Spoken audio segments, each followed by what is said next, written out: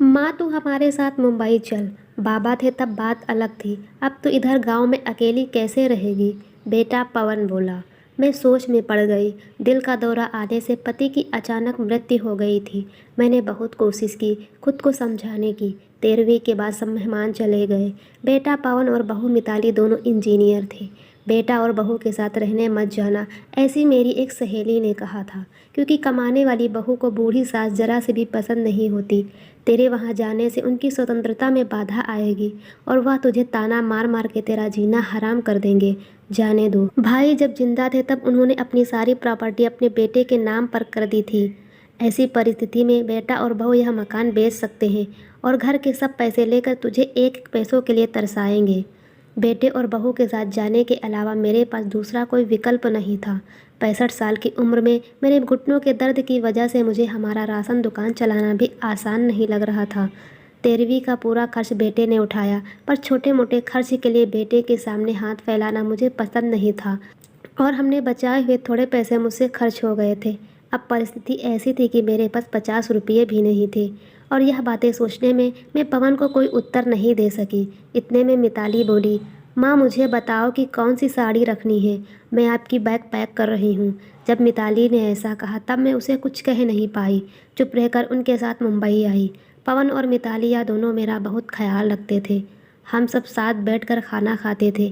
मेरा 7 साल का पोता रेहान दादी दादी कहते हुए मेरे पीछे पीछे भागता था।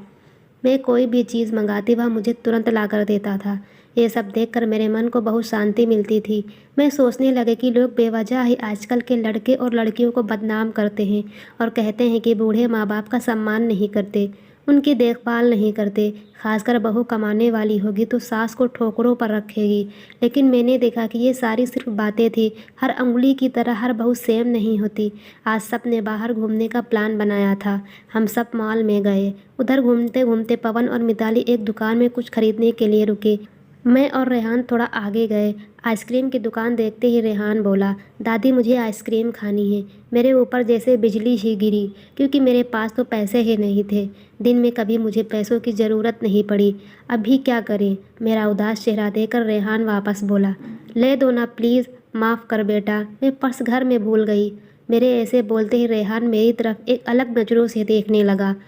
उसको लगा कि आइसक्रीम लेनी नहीं है, इसलिए दादी बहाने बना रही हैं। पर मैं क्या कर सकती थी, मुझे खुद ही शर्म आ रही थी।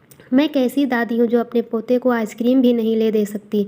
हमने बाहर ही खाना खाया। मिताली ने मेरे पसंद की काजू मसाले की सब्ज़ी ऑर्डर की थी, पर मुझे वह पसंद नहीं आ रही थी। घर आने के बाद सबने थोड़ी देर टीवी देखी। पवन सोने गया। रेहान को क्या चाहिए और क्या नहीं वह देखने के लिए मिताली उसके रूम में गई।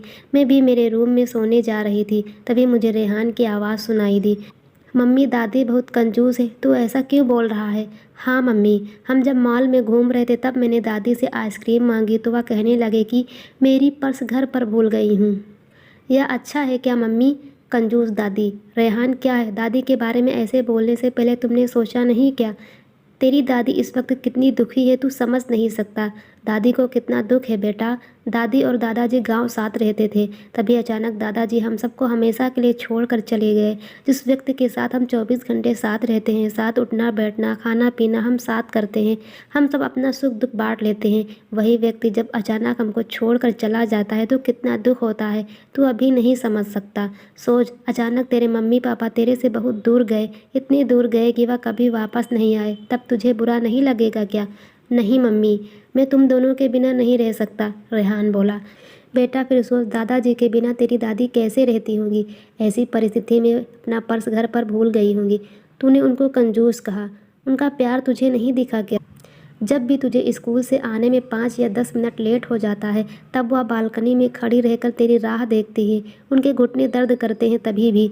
बेटा किसी के बारे में अपनी राय बनाने से पहले उस व्यक्ति के दृष्टिकोण से सोचना चाहिए। यह बातें सुनकर मुझे मेरी बहू पर बहुत अभिमान हुआ। दूसरे दिन सुबह पवन ऑफिस गया और रेहान स्कूल। मिताली ऑफिस में जाते जाते मेरे हाथ में कुछ पैसे देने लगी। ये क्या है बेटा, मुझे पैसे की क्या ज़रूरत है। मैं बोली, माँ किसको कब पैसों की ज़रूरत पड़ जाए कह नहीं सकते। आप मंदिर जाते हो, कभी दान पेटी में डालो, कभी रेहान कोई चीज़ के लिए जिद की तो आप उसे वह चीज़ ले देना। पर बेटा, माँ जब यही पैसे पवन ने आपको दिए होते तो आपने मना किया होता क्या। नहीं ना, आपकी बहू भी कमाती है तो आप अपनी बहू से पैसे क्यों नहीं ले सकती। मिताली का कहना सुन के मेरी आंखों से आंसू आने लगे। जो मेरा बेटा नहीं समझ सका वह मेरी बहू ने समझा। मेरी बहू जैसी बहू सबको मिले। मैंने भगवान से प्रार्थना की ऐसी बहू मुझे हर जन्म मिले। Please like share and subscribe my channel.